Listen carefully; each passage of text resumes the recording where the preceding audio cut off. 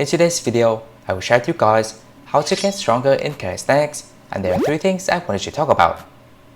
First of all, let's take an example. You can currently do 10 push-ups and your goal is to do 20 reps per set. So what should you do in order to achieve it? Would it be A, continue doing 10 push-ups until you can do 20, or B, slowly raise the reps to 11, 12, 13 until you reach your goal? When I first started working out, I always found it easy to do 10 push-ups per set, so I thought that 20 reps wouldn't be that big of a deal. However, every time I tried to go for 20 reps, it was so difficult that I could only do it one single time, and on the next set, I have to go back to 10 repetitions. The reason is that if you only do 10 push-ups, your body will only be comfortable with that amount for every set of training. So if you want to build your strength faster, you will have to slowly push yourself to further limits until you reach your goal. Therefore, the first thing you should keep in mind is to always make adjustments, and there are 2 ways to do so. First is to raise the reps and sets of your current exercise, and most of the time, you will apply this step once you're comfortable with your current movement.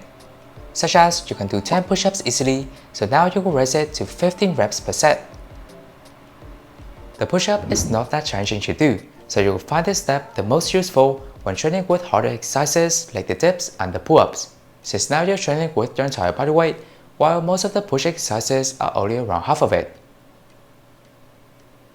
When training calisthenics, there are 3 main basic workouts, which are push, pull, and abs. So besides mastering the basics, you would also want to start getting used to the other variations of each workout, which is also the second way to make adjustments for your training. If you currently don't know which one to go for, here are some of the movements I would suggest you to master next.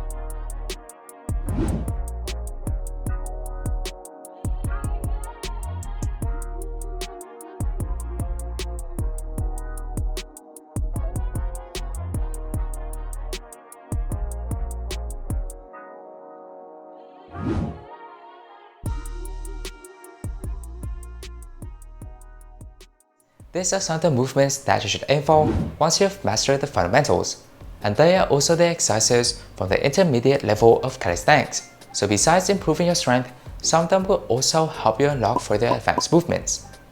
However, even if I've shared all of these exercises with you guys, but you don't take action or just train with them 1 or 2 days, then I'm sure that zero progress will be made. Therefore, the next thing I would highly suggest you do is to try your best to follow your training consistently. This doesn't mean that you will have to do your workout every single day, though it would absolutely be better if you can do so. However, if you have your own workout schedule like this one, then try your best to follow it for weeks, months, and years. Because by only taking action and accomplishing the exercises regularly, you could be able to make progress and start seeing results. There's also a way to help you train more effectively, which is the third and last thing I want you to talk about, and it is to always warm up before every workout session. Before I started my workout journey, I was still in school. My PE teacher always told us to warm up first, which I thought was the most boring thing ever. However, after getting into working out myself and facing different kinds of injuries, I truly understood how crucial warming up is, and there are two main advantages. First, you will be able to fire up your body and muscles, which will help you do the exercises much more comfortably and effectively.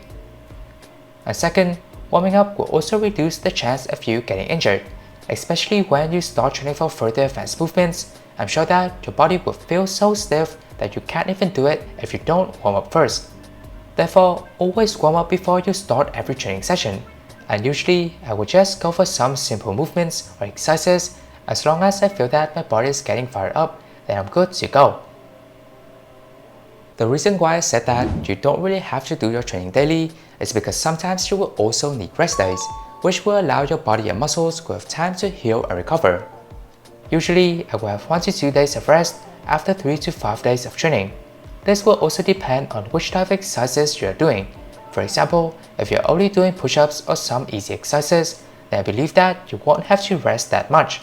On the other hand, if you're always training with difficult movements that consume a lot of your strength, then most of the time, you will need to have more rest days before continuing your training. I would recommend you listen to your body as well, because I'm sure that it would know exactly when you should have a rest and when you can keep on training. And with that, these are the 3 things I wanted to share with you guys to make progress faster in working out.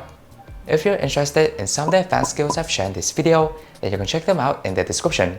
And if you find them helpful, then a like and subscribe could be super appreciated. Well then, stay safe, stay healthy, stay workout, and we'll see you in the next one.